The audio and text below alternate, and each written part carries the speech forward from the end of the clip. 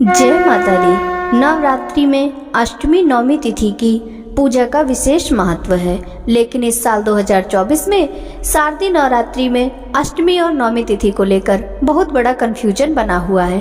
दरअसल नवरात्रि के आरंभ से ही एक दिन में 2 तिथियां लगने के कारण ऐसा हुआ है। इसलिए अष्टमी का व्रत 10 या 11 अक्टूबर को कब रखना है, इसे लेकर बहुत बड़ा कंफ्यूजन है। दरअसल इस बार तिथियां कुछ इस तरह से चल रही हैं कि विजयादशमी के दिन नवरात्रि पर्व का समापन हो रहा है। तिथियों का ऐसा हेर फेर है कि एक ही दिन में 2 तिथियां लग रही हैं और यही क्रम दशहरे तक चल रहा है। तिथि के हेर फेर के बीच में ये भी कंफ्यूजन बना है कि कन्या पूजन कब करना है, क्योंकि जिन लोगों के यहाँ महाअष्टमी की पूजा होती है उन्हें कन्या पूजन किस दिन करना है, और महानवमी के दिन जिनके यहाँ कन्या पूजन होता है उनको किस दिन कन्या पूजन करना चाहिए। नवरात्रि में आने वाली अष्टमी को महाअष्टमी कहा जाता है। इसे महानिसा की रात भी कहते हैं। इस दिन माँ दुर्गा के सबसे शक्तिशाली रूप की पूजा की जाती है, यानी कि इस दिन माँ महागौरी का पूजन किया जाता है। और इस दिन माँ दुर्गा की पूजा के साथ साथ कन्या पूजन का भी विशेष महत्व है।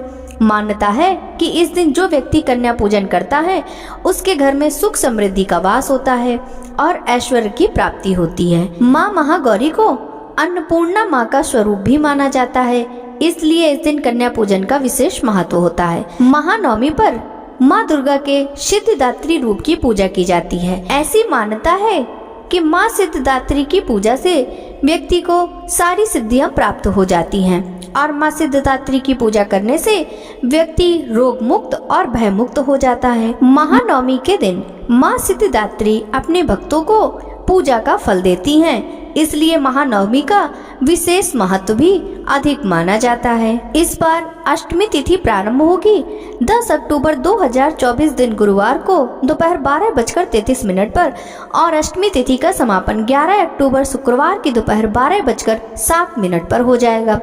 इसके बाद नवमी तिथि प्रारंभ हो जाएगी, जो कि 11 अक्टूबर शुक्रवार को दोपहर 12:08 से शुरू होगी और 12 अक्टूबर शनिवार को सुबह 10:58 पर समाप्त हो जाएगी।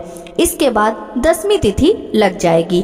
दसवीं तिथि प्रारंभ होगी 12 अक्टूबर शनिवार की सुबह 10:59 से और 13 अक्टूबर रविवार को सुबह 9:09 पर समाप्त हो जाएगी। इस तरह अगर तिथियों की बात की जाए तो अष्टमी, नवमी और दसवीं तिथि लगातार 2-2 दिन तक पड़ रही हैं। अब ऐसे में कुछ मंदिरों में या कुछ पुजारी अष्टमी तिथि 10 अक्टूबर को और नवमी तिथि 11 अक्टूबर को करने की बात कर रहे हैं और इन्हीं तिथियों में कन्या पूजन भी किया जाएगा। तो वहीं पर कुछ लोगों का यह भी मानना है, कुछ मंदिरों में इस प्रकार भी कहा जा रहा है कि इस बार 10 अक्टूबर को नवरात्रि में किसी भी देवी की पूजा न करके उस दिन की तिथि का क्षय होगा और अष्टमी और नवमी तिथि 11 अक्टूबर को ही मनाने की बात कही जा रही है।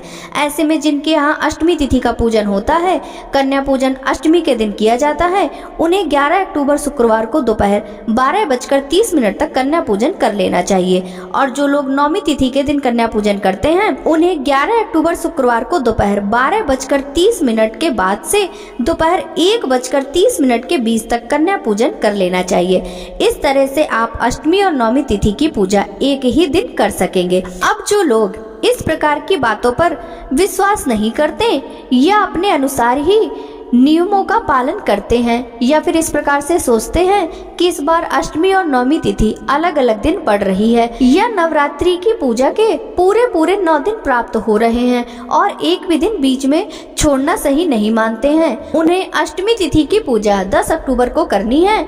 10 अक्टूबर को ही कन्या पूजन करना है, हवन करना है। अगर आपके यहाँ पर अष्टमी तिथि को कन्या पूजन होता है और 11 अक्टूबर शुक्रवार को जिन लोगों के यहाँ नवमी की पूजा की जाती है, कन्या पूजन नवमी के दिन किया जाता है, उन्हें सुबह से लेकर दोपहर 12:30 के बीच में कन्या पूजन कर लेना चाहिए और इस बार अष्टमी तिथि या नौमी तिथि कब मनानी है ये आपकी श्रद्धा पर निर्भर करता है। आप अपने मन में बिल्कुल भी संकोच मत रखिए। 10 अक्टूबर को भी आप अष्टमी तिथि की पूजा कर सकते हैं, कन्या पूजन कर सकते हैं और 11 अक्टूबर को आप नौमी तिथि मानकर कन्या पूजन कर सकते हैं। इसलिए यदि हो सके तो आप नवरात्रि की पूजा अपने क्षेत्र में जिस दिन जिस तिथि में अष्टमी को अधिक लोग कन्या पूजन कर रहे हो या नौमी तिथि को अधिक लोग कन्या पूजन कर रहे हो उसके अनुसार मना सकते हैं। कई बार ऐसा हो जाता है कि तिथियों के घटने बढ़ने के कारण लोगों के मन में बहुत ज्यादा असमंजस हो जाता है। जैसा कि जन्माष्टमी का त्योहार लोग 2 दिन मनाते हैं या